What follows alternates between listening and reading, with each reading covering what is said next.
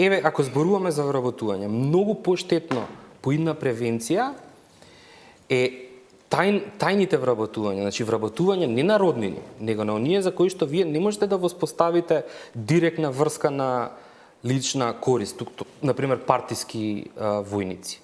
Тие не можете вие да ги поврзете со луѓето што имале влијание за нивното вработување по роднинска врска.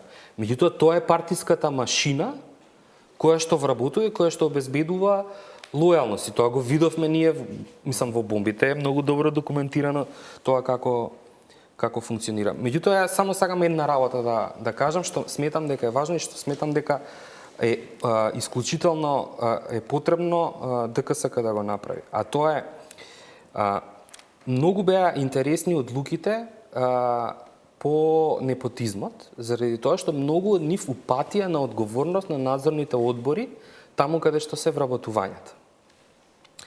И многу е важно ДКСК да каже, да побара сега информација дали надзорните одбори нешто прават во врска со тоа. Зошто? Во вработувањата, нели, првично одговорни се оној што влијал и директорот или оној што вработил. Меѓутоа, вие кога ќе го упатите проблемот на надзорниот одбор, го проширувате кругот на луѓе што се инволвирани, што се дел од проблемот. И таа пирамида се шири до оние што ги именувале надзорните одбори, ако надзорните одбори не си ја вршат работата. И сега зошто е тоа важно? Заради тоа што многу побитно од спречување на конкретни вработувања е вие да ги направите институциите отпорни да не се случува воопшто тоа.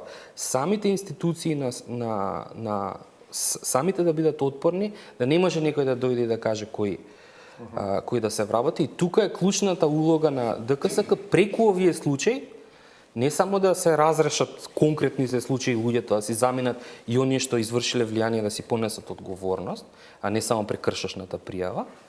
Меѓутоа, истовремено и системот да работи, следниот надзорен одбор да знае дека мора да наблюдува како се вработувањата правени и така натаму.